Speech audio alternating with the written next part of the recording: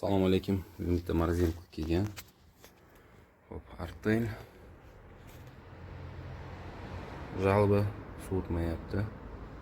Haqiqatda yo'qdik, tekshirdik, sovutmayapti. Katta ehtimol bilan freon chiqib ketgan, sekin tekshiramiz. Xo'p, ishimizni mana buni kesib, steklapni shredder payet qilib olishdan boshlaymiz. Sababi shitdan damlab teskani topib olishimiz kerak bo'ladi.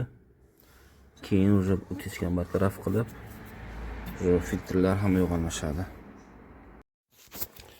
Xo'p, konturimizni tekshiryapmiz, ya'ni ichki konturda alohida tekshiryapmiz. Apparatkadan damlaganmiz, kapilarkani payga qilib, glушить qilib qo'yganmiz. Xo'p, 20 bardan jichcha ziyoda berganman. Yarim soatdan beri jilgan yo'q. Demak, ichki konturda bizda utechka yo'q. Endi tashqi konturda bu yerdan damlaymiz, mana uni glушить qilib turamiz. Tashqi konturda ham shunaqa qilib tekshirib olamiz. Bu morozelkamiz utechkasi. Xo'p, nagнетающий nimadan chiqdi? Bu kondensator mana bu korpusni orasida bo'ladi. Shuning uchun ochmadik buni. Buni qilib setka qo'yishdi, qaror qildik. Ikkita setka qo'yildi. Shuni hozir damlab tekshiryapmiz. Tayada qoladi, ko'rinmaydi. Shuna qilib qo'ydik. Mana o'sha o'zini kondensator simlari trubkalarni qayirib qo'ydik.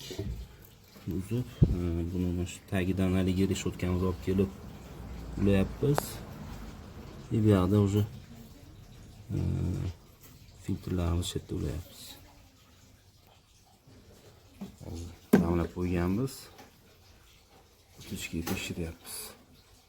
Yo'q bo'lsa vakuum qilib zapravka qilinadi. Bu morozelkamizni zapravka qilib bo'ldik. Ishlashlari zo'r. Hamma yo'qlarni uzatyapti.